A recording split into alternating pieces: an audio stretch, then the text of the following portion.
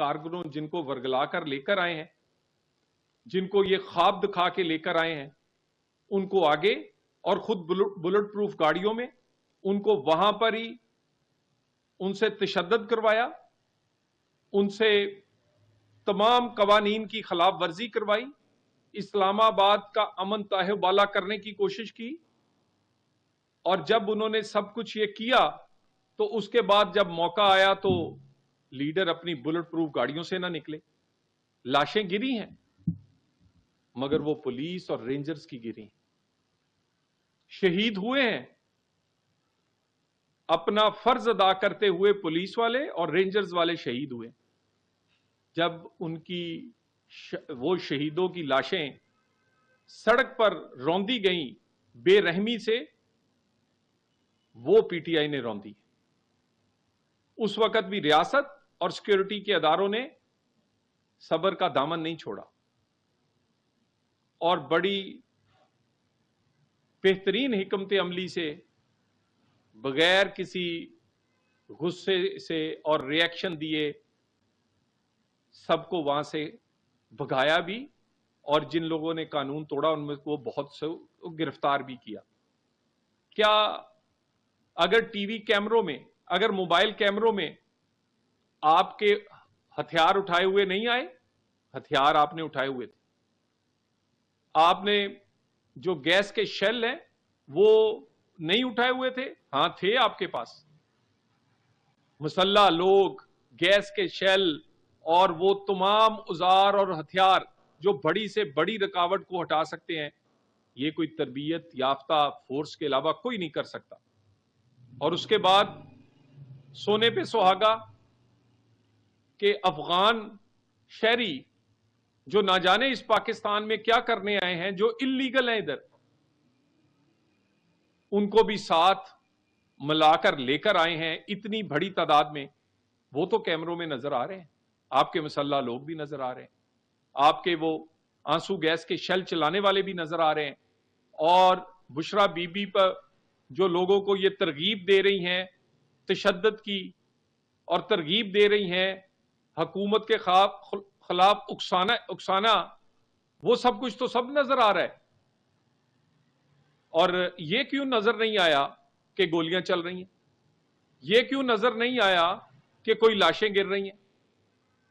اپنی بزدلی اور اپنی شکست کو چھپانے کے لیے لاشوں کا اور گولیوں کا جھوٹا پروپیگنڈا کر رہے ہیں۔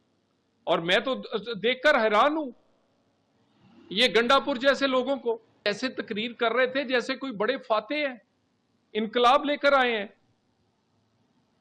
ہیں آپ وہ بزدل جو کہتے تھے سینے پر گولی کھائیں گے اور پیٹھ دکھا کر بھاگے ہیں۔ بزدل آدمی تقریریں اس طرح اور پریس کانفرنس کر رہے تھے جیسے پتہ نہیں کیا فتح کر لیا ہے اور بہت بڑا انقلاب آ گیا ہے۔ ریاست سے کوئی نہیں لڑ سکتا، اور ریاست کو کمزور سمجھنے والے، ریاست کے مذاکرات کی پیشکش کو کمزوری سمجھ کر ریاست پر چڑھائی کرنے والوں کو یہ سبق مل گیا ہوگا کہ ریاست اور حکومت سے نہیں لڑتے۔ آپ سے ہمیشہ نرم رویہ اختیار کیا گیا۔ ان تمام دہشت گردی کی اور وفاق پر چڑھائی کی جو مرکز ہے وہ پشاور کا سی ایم ہاؤس ہے، وہ کے پی کے کی پی ٹی آئی کی حکومت ہے۔ پی ٹی آئی کی اس حکومت کو وفاق اس لیے برداشت کر رہا ہے کہ لوگوں کے لیے خدمت کے لیے آپ نے ووٹ لیا، ان کی خدمت کرے۔ قرم ایجنسی میں قتل عام ہو یا دہشت گرد دن رات کے پی کے میں گھومتے ہوں، اس کی تو کسی کو پرواہ نہیں۔ پروٹوکول کے ساتھ تمام وزیر، مشیر، ممبر، سرکاری عملے کے ساتھ، سرکاری اسلحہ اور سرکاری گاڑیوں کے ساتھ انقلاب اور چڑھائی کرنے وفاق پر تو آ جاتے ہیں، لیکن قوم ایجنسی کوئی نہیں جاتا۔ پاکستان میں ہمیشہ اس وقت ہی فساد ہوتا ہے جب کوئی ہمارا بیرون ملک کسی ملک کا سربراہ پاکستان میں انویسٹمنٹ کرنے آتا ہے، الزام ہمیشہ آپ انہی پر لگاتے ہیں، ان ملکوں پہ جو پاکستان کے دوست ملک ہیں، وہ سعودی عرب ہو یا چائنا ہو. آپ اسی وقت ہی ہنگامہ کرتے ہیں جب پاکستان میں ہمارے دوست مہمان آئے ہوتے، اور یہ جو بار بار کا آپ کا وہ بخار تھا، یہ بھی آخری کال سے امید ہے اتر گیا ہوگا. یہ 9 مئی 2 تھا، یہ ایک اور بغاوت کی کوشش تھی، اسی طرح جیسے 9 مئی کو کی گئی. اور آپ کے اندر سے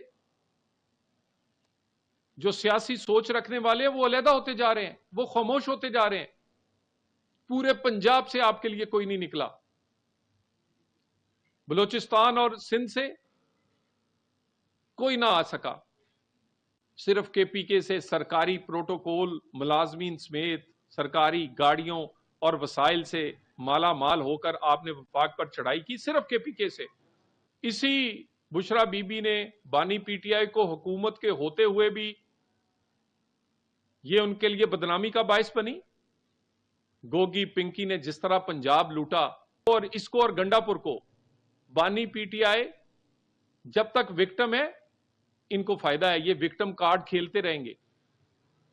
یہ تو چاہیں گے نہیں کہ وہ کسی دن رہا ہو کر یہ ایسے، اور یہ جان بوجھ کر صرف اپنا پارٹی پر ایک تسلسل رکھنے کے لیے، قبضہ کرنے کے لیے یہ سارا کھیل رہے ہیں. اور یہ نہیں سوچتے کہ اس سے اسٹاک ایکسچینج گرتی. پاکستان میں آئے ہوئے مہمان کیا محسوس کرتے ہوں گے؟